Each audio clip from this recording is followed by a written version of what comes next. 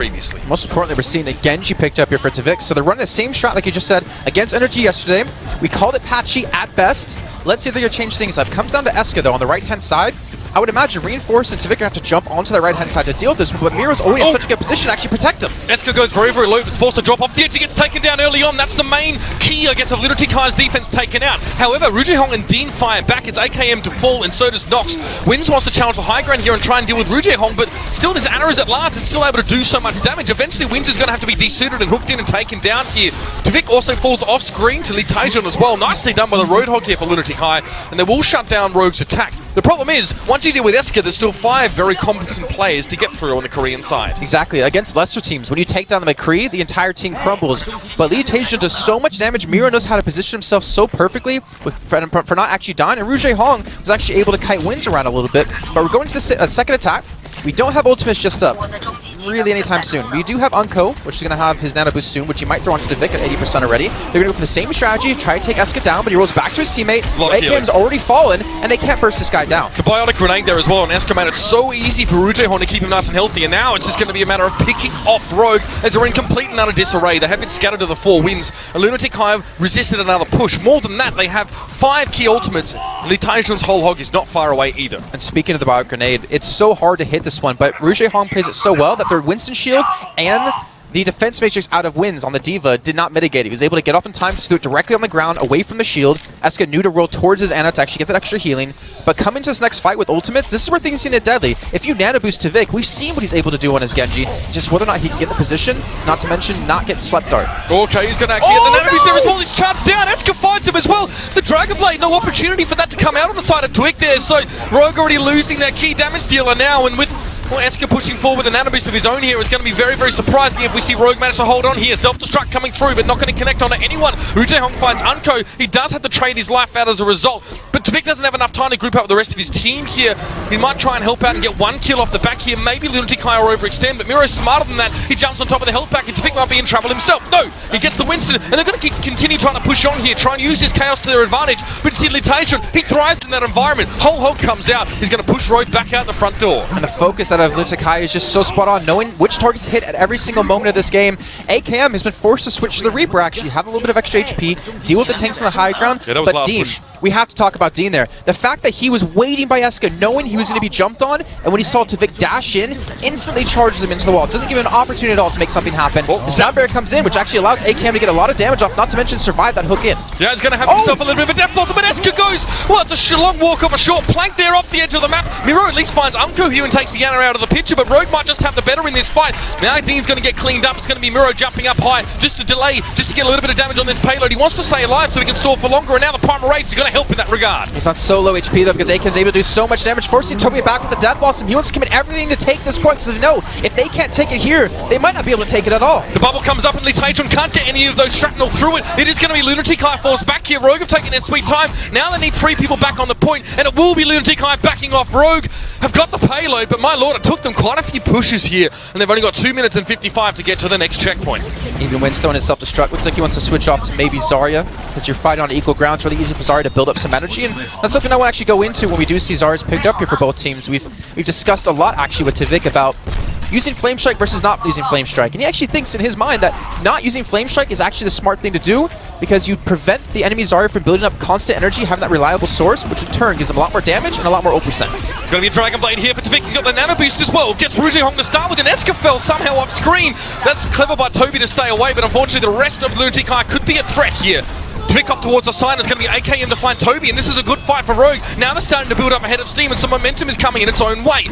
Shield on towards Dean, but Tvik waits for it to expire. Then they're going to pick up the Reinhardt and try and chain this one through. Miro has to backtrack very quickly here, but there's nowhere to run, nowhere to hide here. Reflection's coming back in, and Miro's going to fall. Looks like Rogue want to keep pushing on towards this one, but no, Tvik going to back away. A couple shurikens towards Rujehong, and that'll do. They've only kept 1 man on the payload, so it actually hasn't even gotten to the checkpoint just yet, which gives Lunatic High, if Dean can get in there, a chance to contest this. Finally, 4 people on the payload. No chance. Looks like they won't contest it at all.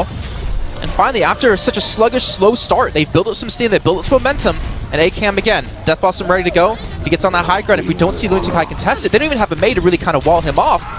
then this could be really dangerous. This could be Lunatic maybe losing this big fight. A sound barrier could be crucial here for Rogue now as they press in towards this fight to shrug off a lot of that damage, but a Graviton's not far away here for Miro to stop them in their tracks. In fact, he's got it now. He's going to use it straight away. Deno going to come in from Eska. There's a shield in the way, but will it still be there? No, it's going to be AKM jumping into the back line. 3 kills. Rouge, Hulk, Toby, and Eska all fall, and now AKM's going to make more of it. He's making a mess of this one now, pushing forward. Tej having to back away. There's a health pack behind him, but it's too risky to path in that direction, and AKM, the last man, essentially standing over this payload, going to move it forward a little bit more. Problem is, Rogue committed a lot to that fight. You had Unko use the nano boost onto AKM so you can get into the backline to pick up the 2 supports in Eska, but they have really nothing else. It comes down to the Earthshatter hitting, where on the other side, Rouge Hong is going to have his nano boost ready to go. This could be so deadly with the whole hog combo. Rogue has to be prepared for this. They have to control this man. They have to CC him somehow. The nano boost hasn't even come in yet. Yeah, whole hog coming out maybe a little bit prematurely here, just to back Rogue away, maybe create some space here for Lunatic.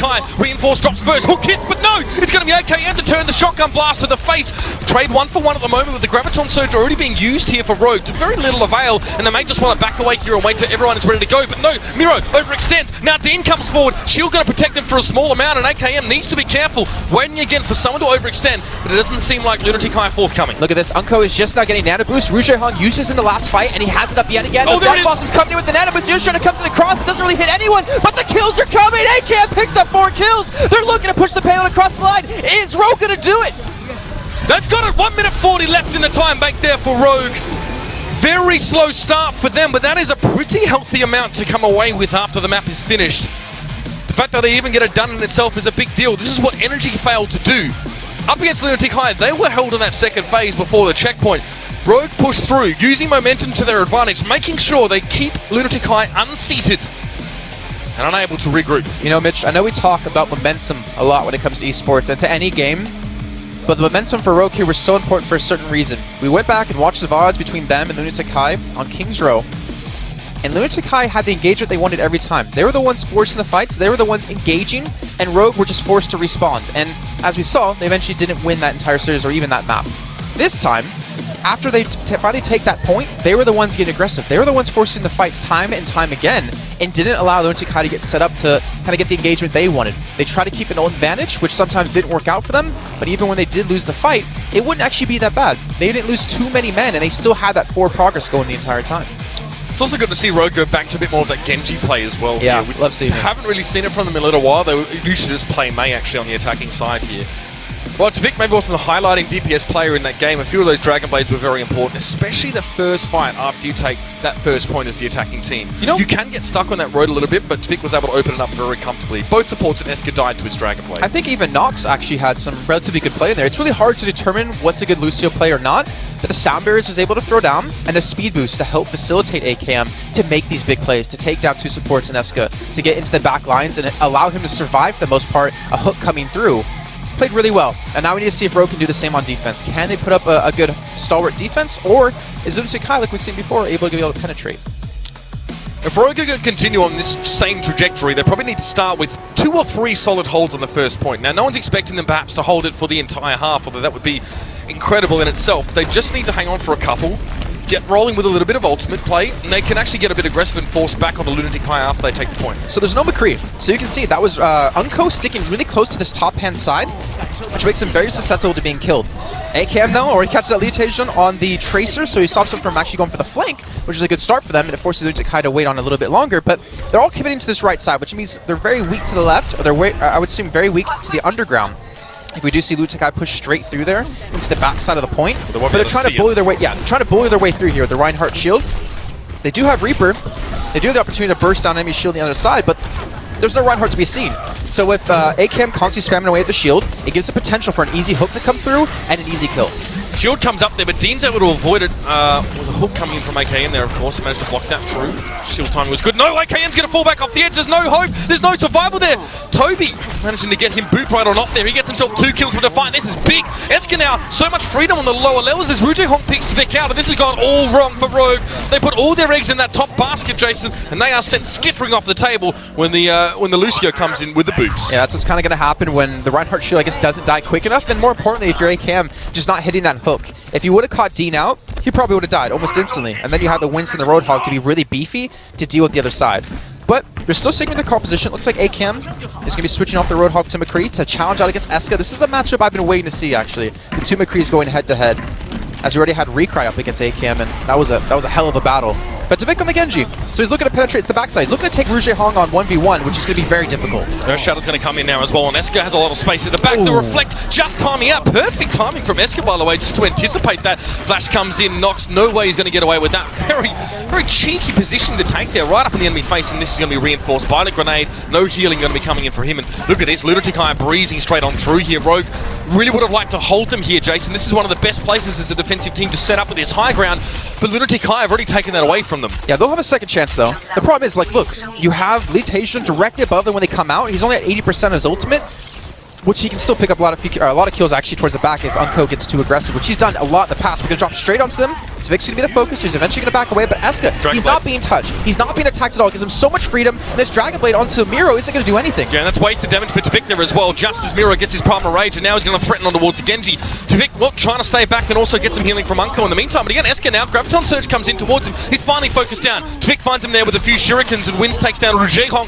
Now Tvik has a bit of freedom in the backline to do damage here, and it may just be Rogue holding on and starting to solidify here defensively. And see, this is some insight that we got from Energy after their game against Lunatic yesterday, saying Rouge Hong is so damn hard to kill because Toby babysits him really well. He protects him with the great boops, the perfect timing as well against a Genji, and not to mention the amp healing and the amp speed to help him get away because he likes to swipe back and forth, just like Cruz in Reunited. So I don't know if we're going to keep seeing Tvik try to go towards the backline, but even at that rate, he's trying to focus Eska down, and Eska's been able to win out on the trades. It's harder for a Tracer to pressure on towards Nano when there's Lucio there as well. Might be a different story with the Genji, maybe some more options, but now Sound Barrier coming out here. We heard the Nano Boost coming out on both sides, if I'm not mistaken. But AKM, nice shots coming in there. The Taijun, Dean falling down, and now Eska to follow here. Rogue getting a good amount of kills over this fight, only leaving the tank and Rouge Hong alive. This should be another wipe essentially now.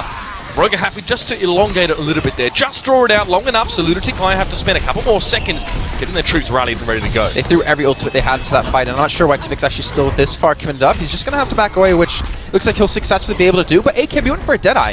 Didn't connect on anything there. He tried to play on the high ground, which is actually really smart of him. We saw people like Maps doing that from NGA so far in the tournament, but he didn't accomplish too much. But now, what ults do they have to defend with? Maybe they sound better or not, so they can just survive. But if Tvik can take down Eska already off the bat,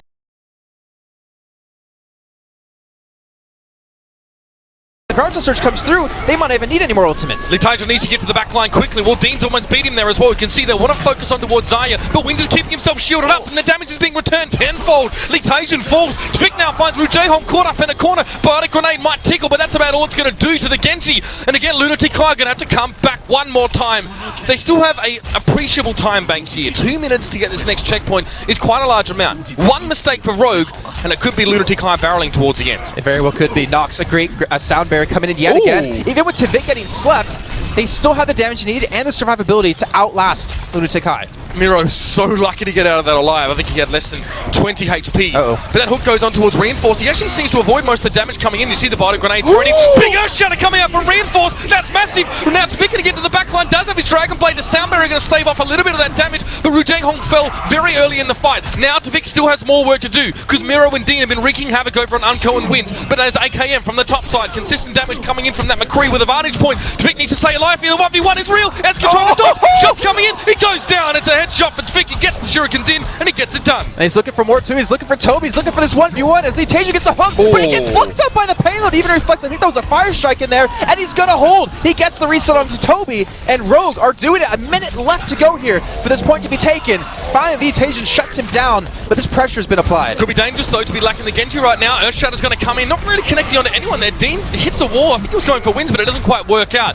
Litasia is low on health. It's a Sound Barrier used by Rogue just to try and stall out so they can stay alive. AKM from above finds Dean as well. We haven't seen much from his perspective this game, but he's been doing some serious work. Ooh, Eska takes AKM down towards the back, was popping the Deadeye, but Reinforcing Wins. Perrin yet again to pick up more kills as Litasia using that whole hog to keep them off the payload. I think finally Lunatic have done it, but with only 40 seconds to go. Tvik's going to try and stall that a little bit longer if he possibly can, but again, two big tanks beating down on you. Well, it's not going to be an easy task at all. So, 2 minutes remaining for Lunatic to get towards the end of the map. That's what's at stake here. If they fail to finish, Rogue will win the map, and even as it stands, Rogue are going to have a better time bank, Jason, than Lunatic going into extra time if we need it. True, and not to mention now Tvik switched to Reaper to deal with Miro, to deal with Litasia, these triple tank setup, but we do see Miro switching back to Zarya, realizing they need that Wombo combo factor to finish off the map, and they have to do it quickly. It's going to be really hard for him to build up an ult in time.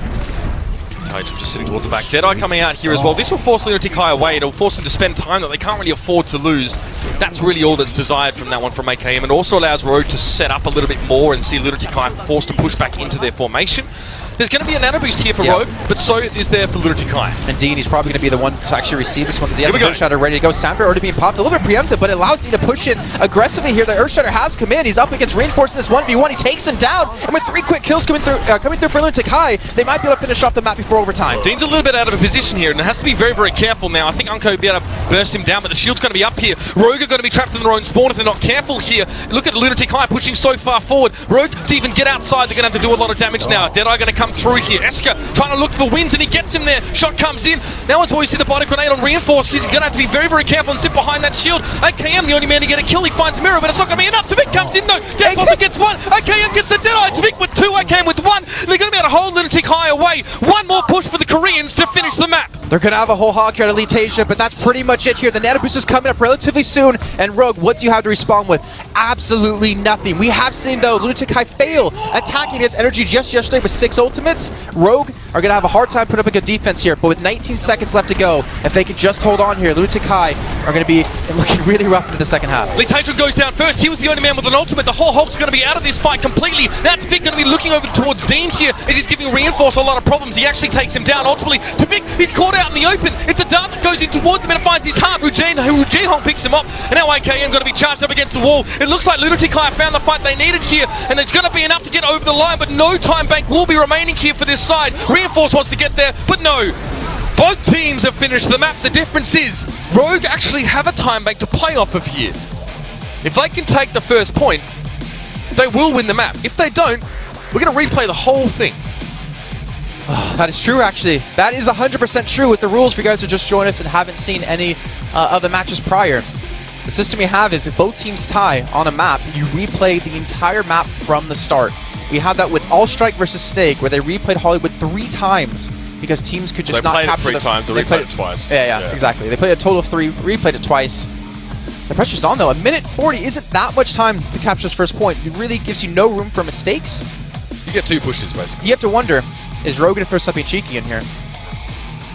I would imagine if you're going to, you have to feel confident enough. And when we saw their first attack, it wasn't necessarily as convincing as we'd hoped. The Diva did not really work out with the whole composition. Even though they were able to take Eska down on the first initial fight, the rest of the team was there. Leetagen on the Roadhog did so much damage, they actually got wiped 2 or 3 times in a row.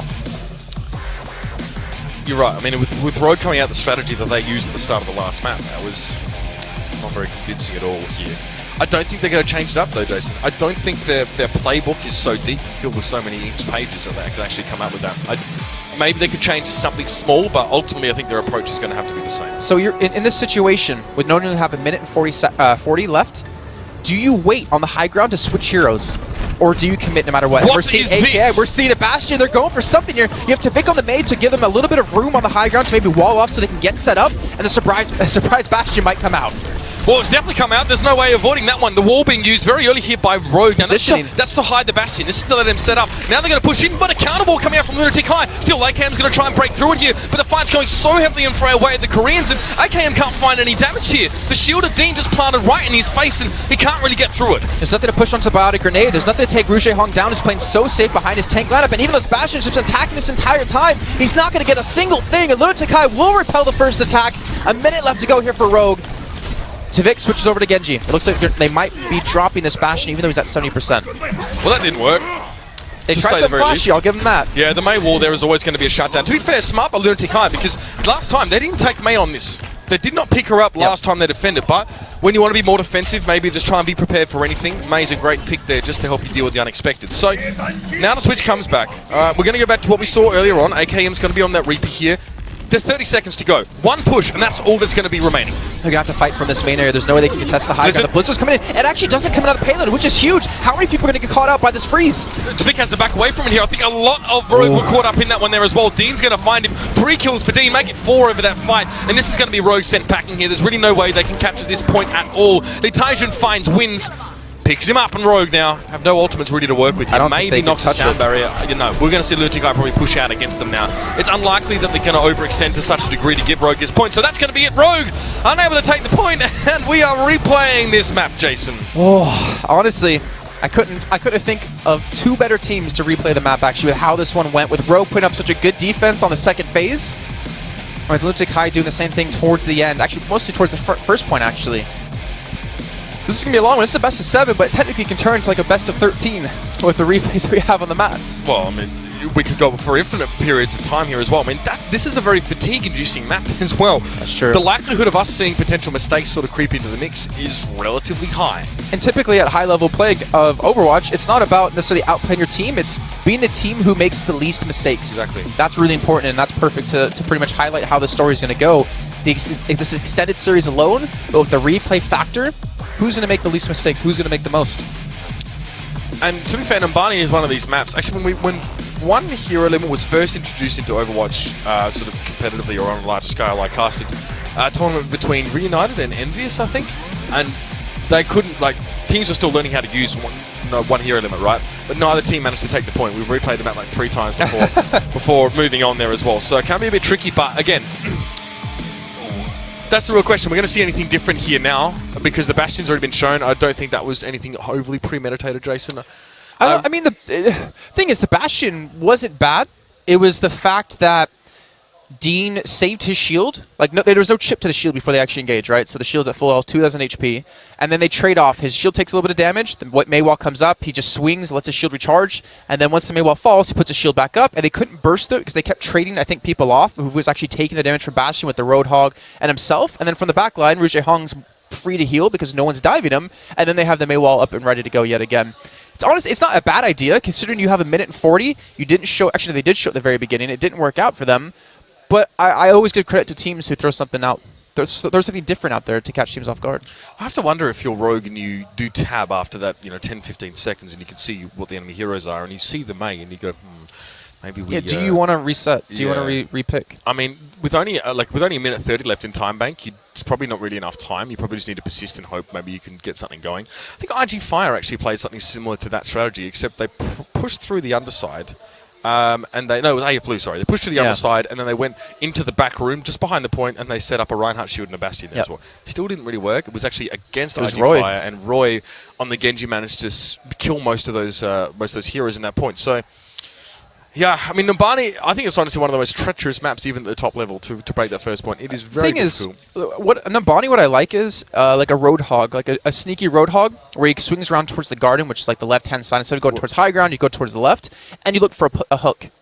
And obviously the team's going to be able to see that you have a Roadhog there, but that one hook can win you the entire point. And when teams get really stuck on this first point so often, I think it's almost worth the risk to do that, because then you can also use him on the high ground behind a Reinhardt shield to take enemy Reinhardt shield down with his damage that he's able to do to shields. So, I mean, it's not necessarily a bad idea, but you also see Rogue's focus on taking the high ground away with the D.Va, with the Winston, with the Genji, like we saw in the first attack, and not going for that standard Reinhardt and just kind of push through, kind of bully your way through the high ground. Well, I mean, we've also seen situations where the Roadhog has sort of worked his way into the low ground, actually straight through the front door and hooked someone down from the high. Or, McCree lobbing up a flashbang. That's what Esker actually did for Lunatic High when they attacked. He didn't go the high ground with the rest of his team. Sort of swung himself in as maybe like a secondary line of attack, I suppose you could say, once a lot of those early cooldowns have been burnt. Esker was sort of there to capitalize on that one now. But my understanding is that we do replay the map here. So, I don't really think we see much different at all. I think that the Mei factor is quite interesting now as well, because I don't think Mei's the comfort pick for Lunatic High on the map. I think the McCree for Esker is definitely what he'd rather play. But when you know you're going to be in a situation where there could have something very uncertain, or you only have to hold out for a certain amount of time, so every extra second counts, and having Mei there just for the wall factor can be so ridiculously strong. When the enemy team don't have a chance or don't have the time to sort of reassess their situation if a wall gets put up or someone gets picked off. Even the accuracy the guy has, even if you don't have the McCree pick to do the long-range damage, his right clicks, his icicles, if we do see Rogue take the opposing high ground or even coming through main, he's going to hit a majority of those shots. And then you're going to have a Blizzard. And then when you're maybe one of the last people left alive on the point, you can Blizzard it. You can buy so much time for the reinforcements to come because, like you said, you only have to defend for such a small window instead of looking for 4 minutes. I think looking at both teams, there was a couple of key players that's really stood out. Rouge Hong, again, like his Ana, I don't know how he does it. Like, he was able to hit sleep darts onto Vic. He was able to sit so far back and always have perfect positioning. And if I remember correctly, I was told he was actually a McCree main who switched to Ana right when she came out, and he's played a ridiculous amount of hours on Ana, and that's why he's gotten, was it 4,500 on the Korean ladder? Oh, yeah, more than that. I mean, also interesting to see Dean positioned up on the high ground as well there, just to defend the Ana, of course, and the McCree. Right. Interesting to see him charge out there as well and actually get that kill onto Vic, which is even more ridiculous. So, all right, we're going to be jumping back in just a second here now. Probably shouldn't see anything too different here. Rogue have a chance maybe to flex into some different strategies on the attack if they have them, but I feel like they're the ones who are definitely weaker on that attack in that first point. Lunatic are actually held towards the end. They did finish the map, but it took a long time. Lunatic Eye's first point take was very, very good, and I would hazard to say, if Lunatic Eye had a time bank going into the overtime, they would have won the first map, just with how cleanly they were able to take the first point away. I think they had more of a possibility than Rogue, definitely. Yeah. So honestly, credit to Rogue to hold in that second phase so long. But now I wonder who's actually attacking defending first, because I don't know how it works. I don't know if we kind of go back to how it started. Since like Rogue kind of technically won the map, do they get choice of sides coming into it? Or well, no one won the map. It was 100% a draw, so I think you just replay it from your conditions at the start of the game here. Okay. So, yeah, serious faces are on now, and both these two teams have had a little bit of a taste of what it's like to go up against each other on this map now as well. Maybe some ideas of what to expect and opportunities to recraft or, you know, sort of adjust your strategies on the fly now as you know what to expect. Not too much fanfare now as we are going to see Rogue push out. Looks like there are. Vic's got that pumpkin skin. They're going to be playing the D.Va here again. Okay, so they're still going for the high guard control. This is what we saw before. So you're going to have Eska, Miro, and Rouge Hong on the right-hand side, and you're going to see the entirety of Rogue with reinforced wins and Vic ideally jump towards his direction and try to take Eska down. This time Eska doesn't have the Brow Grenade there just yet, but reinforces by himself. Where's the backup? Wins seem to have gone a different direction. Tvik wasn't there, and there was no follow-up. That had been miscommunication. They had to have gotten held up somewhere. Maybe Wins got slept, actually. I don't know what Wins is doing as well. Dean is slept, and Wins is going to take the high ground back. Tvik gets his head taken off. I don't know how the heck that even happened. But Eska managed to find it. However, he's lacking teammates on this point now. He's going to be taking some darts in. There was even a D.Va pushing up towards him. It's going to be AKM to finish off Eska, and Dean forced back. So this is a very disjointed push, Jason, but it's actually working out for Rogue. Yeah, I'm not sure even how that happened. It must have been all on AKM, because at 91% his ultimate, even Tvik was able to take down Rouge Hong on the Ana. And that's going to be a first attack, first point take. That's strike me pink, they've done it. That was real quick from Rogue, and that's a very big improvement now. It's setting them in good stead to set that time that they're hoping now as well. A bit more time in the bank if it does come to extra time at the end. Lunatic high now as well. Pick-wise, no big changes. Miro hasn't switched over yet. They're going to have to play with this comp for one more respawn wave. And they still don't have Mei. So knowing that they had a little bit more time to work with in terms of defending the first point, they actually still do not opt in for the Mei like we saw. Eska takes down Unko somehow. Did the shield actually get interrupted? I'm not sure exactly. But this is going to be the push. Yeah, they're going to engage off this.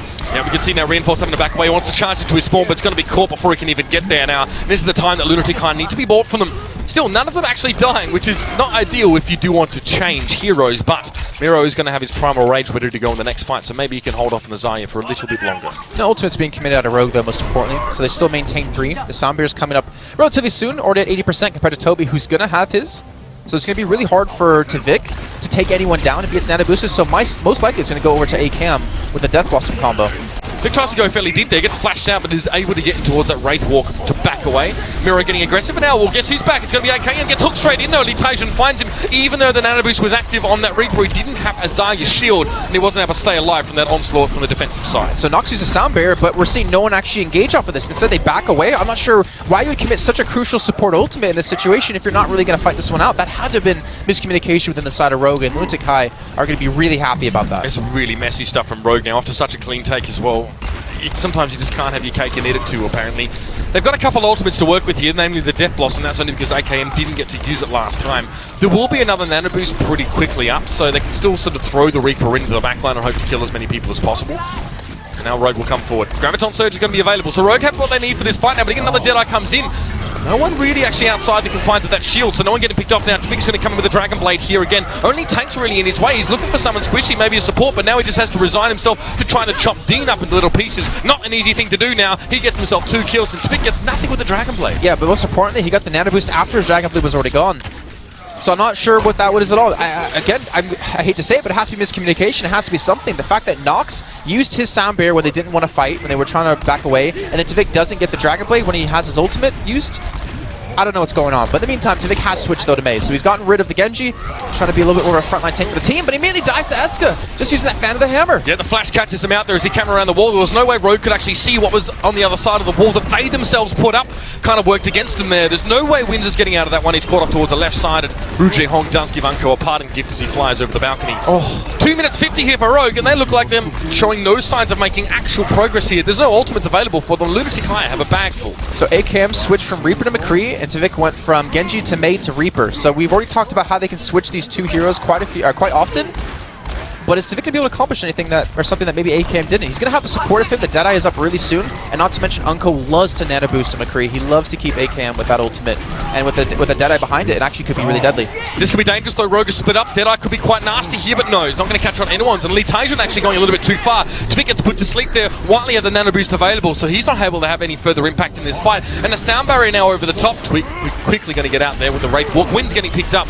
And if Eska keeps doing this, he's going to have constant Deadeyes available. But now AKM's turn to step up to the plate and try. Gets absolutely nothing. He strikes out. Litation coming out of spawn there. Obviously, it's a long walk back, but Lunatic High been able to reinforce his point. This is going to be maddening for Rogue. And Tvik's able to finally get a kill here, but he's by himself. The Wraith Force is being used. He's just trying to get that health pack to back away. We'll have Unko off the side to heal him up. But remember, we're at 5.5 minutes for Rogue after that first point was captured, and we're down to 1:40. This is not looking good for Rogue, but finally they've been able to get some progress. They've been able to finally push this payload further. But not to mention, now Lunatic High have the opportunity to set up for this fight any way they want to. The Korean side did this without Xayah, by the way. They played Miro this whole stage, but normally they would have already switched, and it's worked out really well for them.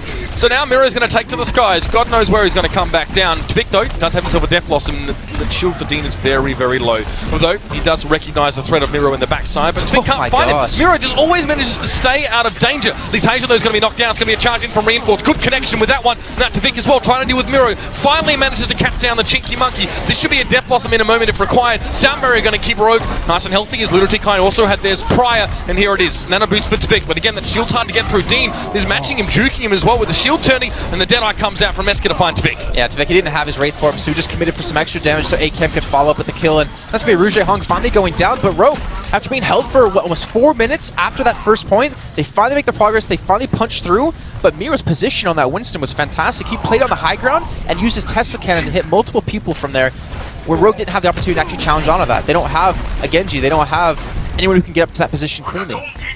Rotation up above here as well. Your standard position for, well, the Reaper of Death, essentially. He actually is waiting for Rujie Hong maybe to save up for that nano boost, and they have spotted him out. You've got to be very studiously looking up in that part of the map. Litation doesn't even hit the ground first. He's taken down by AKM. A few shots is all that's required. Miro falls now as the Graviton Surge does tie Lunatic High together. It's going to be a nano boost on towards Dean as he charges forward and finds reinforcement. It's only a 1 for 3 trade so far. Eska's trying to make up for this though, but still forced into a tight angle. Now the Deadeye's going to come out, but it's not going to work. AKM finds his head. He doesn't need the Q key to get kills. He just uses mouse 1. Well, now he's going to have his Deadeye available to actually hold them off, to hold them back in spawn. They only have 2 people on the payload. That's going to be Tvik getting the nano boost. He also has the Death Blossom, but he doesn't need it. He's going to pop it finally in spawn as Litation is finally to come around, just contest the payload. AKM smartly backing away, making sure he can pop his Deadeye off onto the right targets. No one's contesting the payload. He's not going to hit the shot, but the payload is so close. Yeah, timing wasn't great there, but it's not going to matter. Toby's going to be taken down in short shrift, and it's 1 minute and 11 seconds in the time bank for Rogue. Not quite as much as they had last time, but God, at least they have a time bank to speak of. That hold on the second point definitely deserves some recognition and maybe some discussion here as well from the side of Lunatic High. Really put that together so nicely, but Rogue didn't help themselves there, Jason, did they? You pointed out the fact that Miro wasn't playing Xayah, right? And I think because the way Lunatic High was playing of not having a Reaper get really aggressive, right? Jump in towards the backside and kind of use that shield to the advantage to not be CC'd.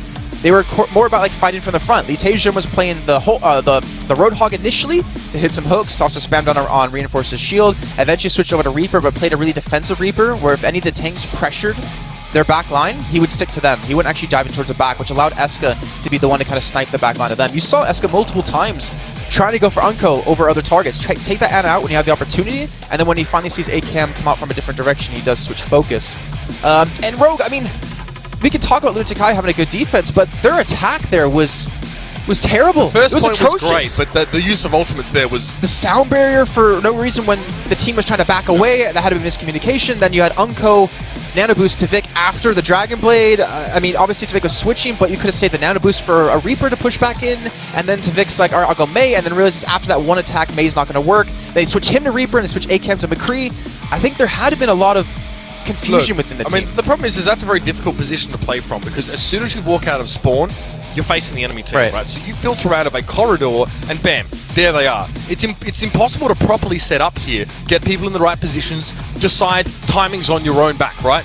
Everyone's got to filter through a very short corridor and face the music pretty much straight away. So difficult for Rogue to sort of put the pieces of the puzzle together in the way they would like them to before they're already set upon by Lunatic High. But I can agree with that, Jason. There were some ults frivolously used. It's actually it's a very weird position to play from as an attacking team, and it doesn't happen often. And when it does, it takes a while to get used to. It's going to be Lunatic High now on the attacking side, though. Esker on that McCree. Miro and Taijun and Dean will be the tanks here. Rogue, nothing crazy. There's going to be wins on the Zarya here. No, they got completely run over the top of last time, so we need to see a little bit more from Rogue here if they want to improve.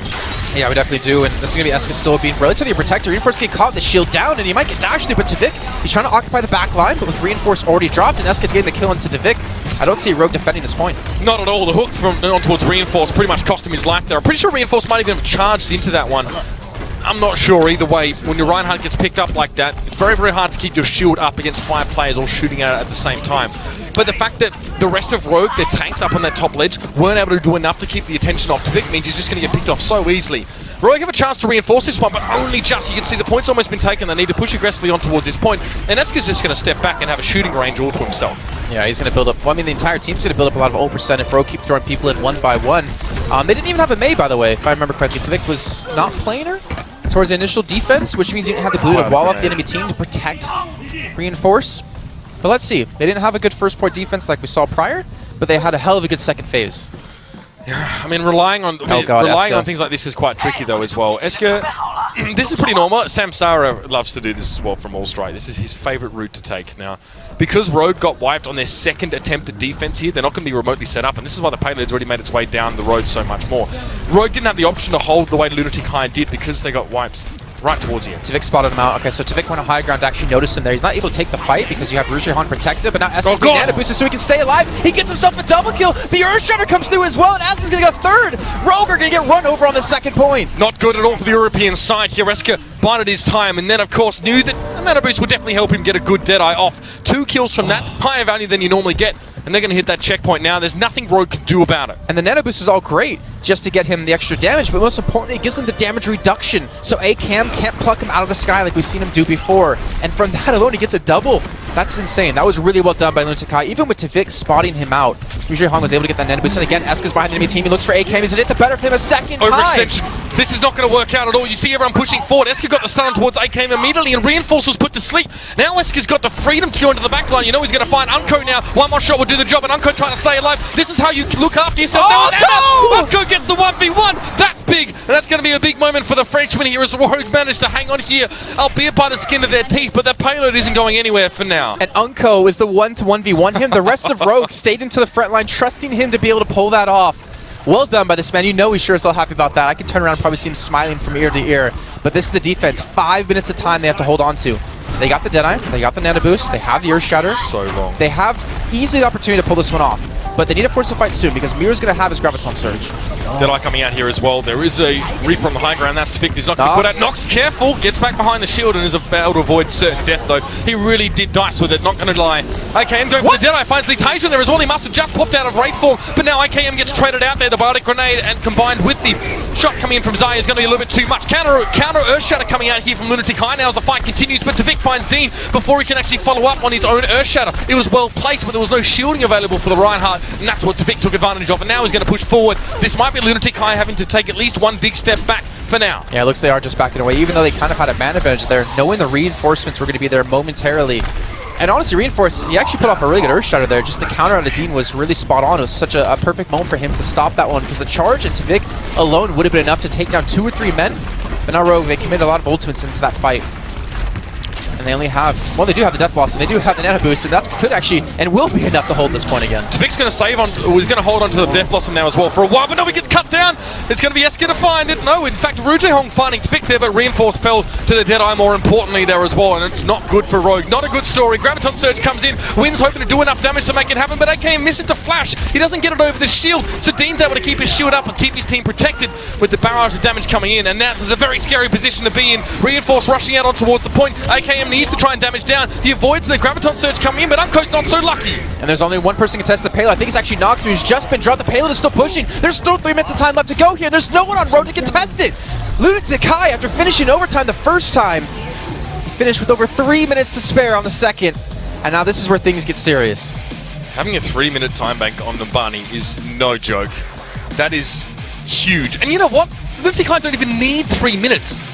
Both times that they've attacked the point, they've taken it on the very first push. That's not been their problem. That's been Rogue's problem. And that Rogue have only a minute to do it. Unbelievable stuff. And this is maybe what Lunatic are a little bit happier with now. They don't really need this time, but all they need to do is push this to extra time to have that fighting occur over the first point. And Rogue need to come up with something truly special to take this first point away, because what they've been doing right now, it hasn't worked. It's not been compositionally, because you can see Lunatic take the first point easily with pretty much the same comp. And the thing is, they really wanted to bank on the street phase again, because that's where they put up their good defense the first time. They couldn't do it. But Rouge Hong and Eska, the nano boost onto McCree to make sure he can't be bursted down while popping the Deadeye, not to mention to charge it up quicker, just shut them down. He got 3-4 kills in that fight, and they weren't able to put up a defense at all. And to be fair, if Rogue wanted to defend on that streets phase, they shouldn't have gone for one more attempt to stop the point being taken. I understand like what's at stake and how important that is, but if you die and then the point's taken that second after, you're not spawning in for 9 seconds. That's 9 seconds where the payload gets to move down, and then even if you do spawn in, you spawn way back. You have to come through. Yeah, exactly. Not ideal. And then maybe Rogue. I mean, even the sound barrier at the end out of Nox, the call for it to go with the Graviton Surge and the sound barrier, there was no real follow-up for that one, and you have to wonder if maybe they held on to it a little bit longer. But nonetheless, we let CP in here. He always does that. I maybe he's doing the observing for us. Who knows? I don't actually know who's observing. But let's see. Rogue going to be on the attack. Sticking with what they know best. Going for the Winston, the Diva, and the Genji yet again. And it's going to be so hard for them to take this right side. Reinforcer going to jump in by himself. The shield actually does block the sleep dart, but he doesn't have any healing at the moment. He's actually being dropped on point. Yeah, Miro going to get healed up here as well. Rouge Hong sticking with him for the most part. He finds Vic. Reinforcer's going to drop down as well. Miro gets himself 2 kills. Wins. Desuited. Oh, I've seen this before. It's almost like deja vu. Rogue fall on their first attack now. Only one more chance to actually get it done. And then Lunatic will have 3 minutes and 23 seconds just to take the first point. Not a good situation to be in. I'm still really confused why they're separating the jump in. They're sending Reinforce by himself to deal with the 3 people on the left-hand side with Rouge Hong, with Miro and Eska, and then Wins goes towards the high ground to kind of dislodge Dean, maybe to facilitate AKM and to Vic pushing through AKM and Unco and Nox. But it's just not working. This is 10 seconds left to go. They have to make this attack work. They cannot afford to not take this point. Eska now just trying to get back behind that shield as well. Flash comes in here, cuts out to Vic, but not the shot. The shot is going to be able to find him here, and Rouge Hong's going to fall to Unco. AKM comes through. Bit of a drive-by to pick up Eska, and now Vic's got a bit of room to work, bit of room to breathe, bit of room to pull out the Dragon Blade and go swinging. Hook comes in and he's taken down though. Litasia under pressure, still gets the kill, and then goes for the whole hog. This guy is nuts. But now there's not much he can really do over on towards the point. He's too far away. There's going to be a Primal Rage Winston running at him or jumping at him, trying to shake him off from that high ground. But Lunatic can defend this. There's no one to contest it. There's no one to actually kill him in this position unless AKM runs up towards the top. So this allows Rouge Hong to heal from the backside. He has none of his ready to go. The point is still being captured, but here's the second fight. Zambaran comes in for Lunatic here as well, and that's going to help them a lot on the retake. Nox is going to fall down here. The Tajan drops to the ground. He needs an early hook or a shot on towards AKM, and he finds it. It's going to be Rogue shaking off the point there. They fail to even capture it. And Litasia, the sole man on that Roadhog on the top side, keeping it going and keeping a presence there for Lunatic even after they got wiped. If he died, if Tvik didn't get hooked in there, that should have been Rogue's take. But the fact that he does stay alive, the fact that he hits that hook, Reinforce himself can't do anything to this Roadhog, who's just going to get shredded from him. And he just stays there. He stays, he beats that noise, he's become that annoying presence while the rest of the team run back in, and they let the point get captured, what, 2/3 of the way through? But then they collapse. They collapse with everything, and Rogue just got overpowered. Most importantly, forcing Rogue to fight a battle on 2 fronts there. Yeah. When Lunatic were already running back in to reinforce that point, Rogue was still too preoccupied with dealing with this Roadhog up on high. You know, I think AKM invested a Death Blossom there a little bit cheaply because there was also Nano Beast used on him. There weren't really many threats left on the ground at that point. There was still Litasia up high. It was incredible for him to pick off Tvik the way he did. Yeah, I'm completely fine with Tvik using the Dragon Blade there to kill Litasia, because those kills, knowing that you have no time to work with, right? You have to capture the point. There's no reason to not throw every ultimate into that last attack, to not throw it even haphazardly just to make sure to secure it. It's really hard when you're in overtime and it's taken away, and the longer you're in it, the quicker it dissipates if you fall off the point, to actually coordinate a good attack. But now Rogue, they have to defend for 3 minutes and 23 seconds to throw it into the maximum of another replay of the map. That's the best they can achieve right now. That's the best they can hope for. And again, we've seen Lunatic High being just incredibly efficient on their first point takes, and we expect this to be no different, in all honesty. It is going to be a very similar setup as per usual. Miro's going to be up on that Winston again, and Esker on the McCree. Obviously, Ruji Hong doesn't play anything but Anna, and it suits him. Yeah, he's fantastic. He's amazing. And his positioning has always been on point. But you can see they're trying to spam the shields down. We do have the Roadhog being Roadhog, but we do have Eska on the McCree. And you can see, actually, Lunatic are really scared to push up because they know they're against a Mei. And if Ding goes a little bit too far, without his teammates there, he's going to get walled off. The rest of the team will get walled off. But actually, the wall comes down immediately. I must have not positioned himself correctly, and now they're not going to have a Mei wall anymore. It's because they managed to hook in Litation, I think, but still, the wall came up and then was brought down immediately there as well. So obviously, Rogue went happy with it. Esker on towards Reinforce now. Wall's going to come up again for Vic, but it doesn't matter. He's going to be hooked straight back in. Esker's just going to walk around the side of it. There's enough space for him to get through. And the damage is going to come in from the McCree here. Rogue now up against the wall. This is their last chance to get on towards a point. You can see Nox trying to stall things out, but it's not going to work. The entirety of Lunatic High is sitting up on that point, and they're victorious as well. No chance for Rogue to come back for the retake. And map 1 goes to Lunatic High. And dear Lord, Mitch, that was only the first map out of a best of 7. This is going to be an insane series. I hope we have enough Red Bull or whatever, energy drinks, whatever, anything, coffee. Vitamin drink. Vitamin drink, it's called here in China, to help us get through this, because this has been insane. Such great play between these both teams, such like these small little intricacies that you would never really spot or never really expect to happen that have been allowing Lunatic High to win most of these fights, and even Rogue, to be fair, on the defending side. Insane. Honestly insane. But at the end of the day, that first point take, for whatever reason, Lunatic High just seem to have that one down. Committed to memory. They've learned it. Whatever it is, they just understand how to navigate that situation so much better than Rogue. One push, it's all it's taken these guys. And off that fact alone, they deserve to win this map, and they are going to win this map. Rogue valiantly held them off later on in the map, and I think they really did play out of their minds, but they are hamstrung by a weak, shaky strategy on taking the first